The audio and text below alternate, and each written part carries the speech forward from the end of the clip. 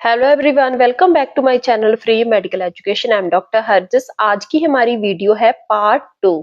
तो जो मैंने थंबनेल शो किया है स्क्रीन पे वो है पार्ट 1, जिसमें हमने डिस्कस किया था अबॉर्शन की डेफिनेशन एंड उसके कॉजेस। तो आज हम बात करेंगे पार्ट 2 में टाइप्स ऑफ अबॉर्शन। अगर आपने वो वीडियो को भी देखना, आप मेरे चैनल को विजिट कर सकते हो, इसके साथ ही वो वीडियो अवेलेबल है। तो आज हम बात करेंगे टाइप्स ऑफ अबॉर्शन। तो मेनली जो अबॉर्शन के टाइप्स है वो है स्पॉन्टेनियस एंड इंड्यूस्ड। तो आगे इनकी सब टाइप्स होती है, मेनली स्पॉन्टेनियस एंड इंड्यूस्ड।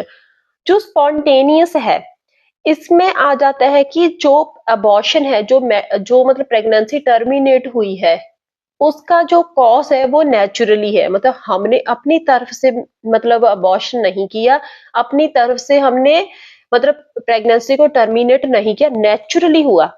मतलब स्पॉन्टेनियस में आ गया कि नेचुरली कोई कॉज था। जो नेचुरली कॉज है मतलब कि वो जो आपने, अगर आपने पार्ट 1 वीडियो देखी होगी कि मतलब उसमें आ गया कॉजेस में, या तो फीटस की वजह से कोई जेनेटिकली प्रॉब्लम है, उसकी वजह से प्रॉब्लम है, मतलब फीटस की वजह से, या फिर मैटरनल कॉज है, मदर की वजह से कोई प्रॉब्लम है इंटरनली। जैसे कि अगर हम सिंपल बोल सकते हैं कि जैसे मदर स्लिप हो गई, वो गिर गई, कोई एक्सीडेंट हो गया, या फिर मदर में ही कोई डिजीज है जैसे कि ऑटोइम्यून डिसऑर्डर है, तो ऐसे या तो फीटस की वजह से, या मदर की वजह से, या फिर कोई और फैक्टर्स हैं उनकी वजह से नेचुरली जो प्रेगनेंसी है वो टर्मिनेट होगी, नेचुरली जो फीटस है वो डेड हो गया। फिर आ गया मतलब जो स्पॉन्टेनियस है इसको हम मिसकैरेज भी बोलते हैं। फिर आ गया इंड्यूस्ड। इंड्यूस के नाम से ही कंफर्म है कि जो हमने चीज अपने आप की, मतलब जो हमने प्रेगनेंसी को टर्मिनेट किया वो इंड्यूस किया, हमने खुद किया। इसमें आ गया लीगल या इलीगल। इलीगल में आ गया कि जैसे कि जो डॉक्टर्स हैं वो MTP, medical termination pregnancy MTP act के अंडर मतलब लीगली अबॉर्शन करते हैं। फिर आगे इलीगल मतलब जो कानून के अगेंस्ट जाकर, लॉ के अगेंस्ट जाकर अबॉर्शन किया जाता है। तो नेक्स्ट है जो स्पॉन्टेनियस है, इसकी भी आगे टोटल 7 टाइप्स हैं। Threatened in abortion, mystery abortion, inevitable abortion, complete, incomplete, habitual and septic. 1 2 3 4 5 6 7, इसकी भी 7 टाइप्स है आगे। तो इनको वन बाय वन हम डिस्कस करेंगे। आज हम इसकी 2 टाइप्स को डिस्कस करेंगे, threatened abortion and inevitable abortion.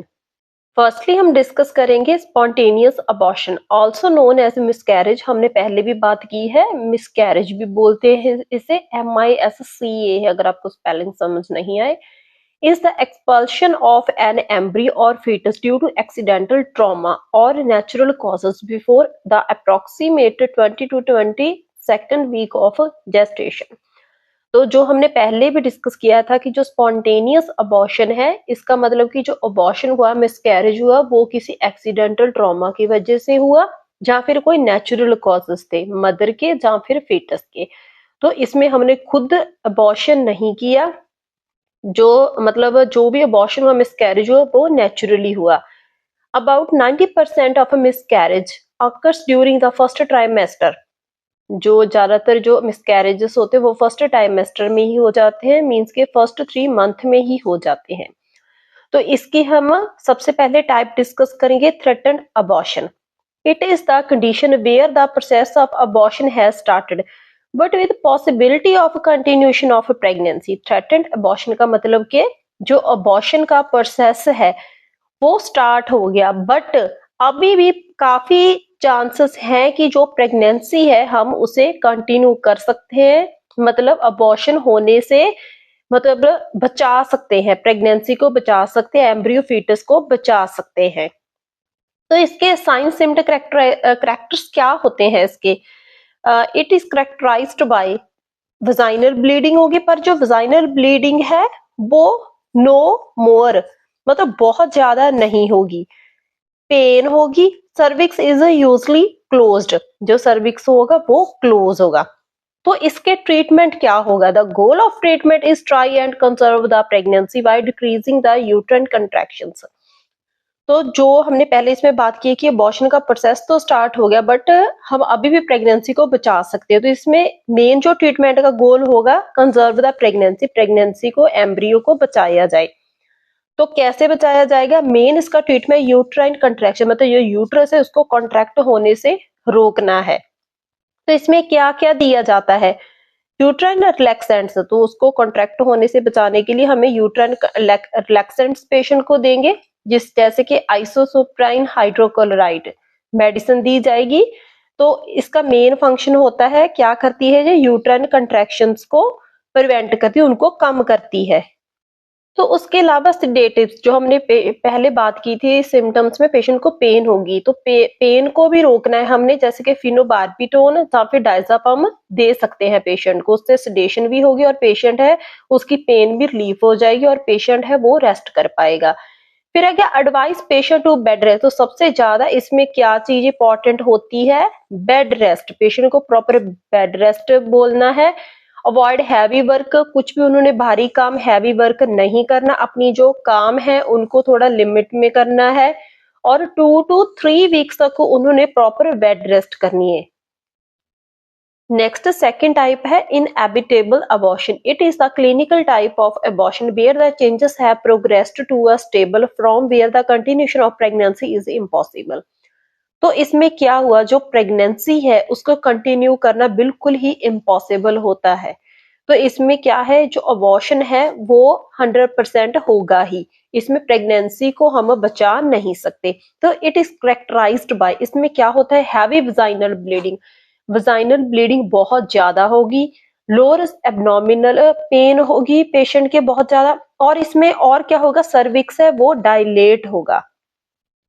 इसका treatment, the aim of treatment is to prevent a future pain. Patient के बहुत ज्यादा पेन हो रही होती है, उसको हमने मतलब मैनेज करना है, और उसके साथ साथ ब्लीडिंग को मैनेज करना है by emptying the uterus as soon as possible. Emptying the uterus का मतलब आगे कि हमने जो यूट्रस है उसमें से जो फीटस प्रोडक्ट है, जो बचा हुआ है, थोड़ा सा तो ब्लीडिंग के थ्रू बाहर निकल गया, जो बचा है उसको क्लीन करना है, मतलब यूट्रस उसको बिल्कुल खाली कर देना है।